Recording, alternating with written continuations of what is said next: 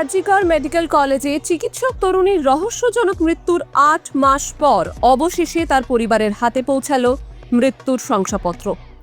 দীর্ঘদিন ধরে চলে আসা প্রশাসনিক জট কাটিয়ে বুধবার সন্ধ্যায় স্বাস্থ্য সচিব নারায়ণ স্বরূপ নিগম উত্তর ২৪ পরগনার সোদপুরে গিয়ে নিহতের বাবার হাতে এই শংসাপত্র অর্থাৎ ডেথ সার্টিফিকেট তুলে দেন। ২০২৪ সালের ৯ আগস্ট আর.জি. কর হাসপাতালের সেমিনার রুমে তরুণী চিকিৎসকের রক্তাক্ত দেহ উদ্ধার করা হয়। অভিযোগ ওঠে ধর্ষণের পর তাকে হত্যা করা হয়েছে। ঘটনার জেরে চাঞ্চল্য ছড়িয়ে পড়ে রাজ্য জুড়ে।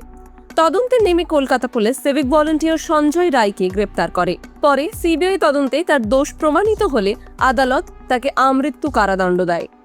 কিন্তু মামলার নিষ্পত্তি হলেও তরুণী চিকিৎসকের পরিবারের জন্য আরেকটি লড়াই বাকি ছিল, ডেথ সার্টিফিকেট হাতে পাওয়া। গত বছরের সেপ্টেম্বর থেকে একাধিকবার হাসপাতাল কর্তৃপক্ষ, কলকাতা পুরসভা এবং স্বাস্থ্য ভবনে দৌড়াদৌড়ি করেও নথি পাননি পরিবার। বাধ্য হয়ে তারা আদালতের দ্বারস্থ হন এবং সুপ্রিম কোর্ট পর্যন্ত আবেদন করায়। অবশেষে আদালতের হস্তক্ষেপের পর রাজ্য স্বাস্থ্য দফতর দ্রুত ব্যবস্থা নেয় এবং বুধবার সন্ধ্যেই স্বাস্থ্য সচিব নিজে গিয়ে পরিবারকে ডেথ সার্টিফিকেট দেন। উনি আমার মেয়ের ডেথ সার্টিফিকেটের অরিজিনাল কপিটা আমাদের একটা কপি দিয়ে গেলেন এবং বললেন পরবর্তীকালে যদি অন্য কপি দরকার হয় MSVP তাহলে দিয়ে দেবে, এবং আমাদের কাছে লিঙ্কও এসে গেছে, আমরা দরকারে প্রিন্ট আউট করে নিতে পারবো। লিঙ্কটা কবে এলো?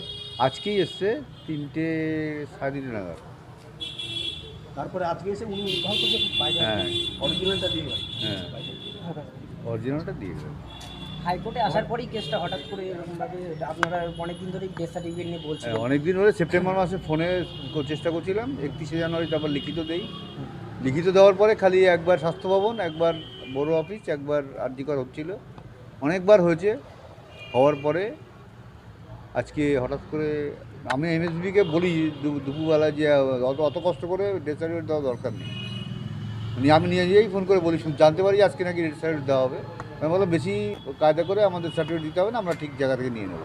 তখন থেকে হঠাৎ করে ঘন্টাখানেক পরে আমার কাছে মেসেজ আসে এবং এইমাত্র তো স্বাস্থ্য সচিব নিজেই এসে দিয়ে গেলেন অরিজিনাল ডেথ সার্টিফিকেট। আচ্ছা, আপনি সুপ্রিম কোর্ট যাওয়াতে কি এত নড়ে চড়ে বসলেন? সুপ্রিম কোর্ট যাওয়াতে না, কেসটা হাইকোর্টে আসাতেই আমার তো তাই জানি না, পেয়েছি, সেই জন্য সবাইকে ধন্যবাদ দেওয়াই উচিত।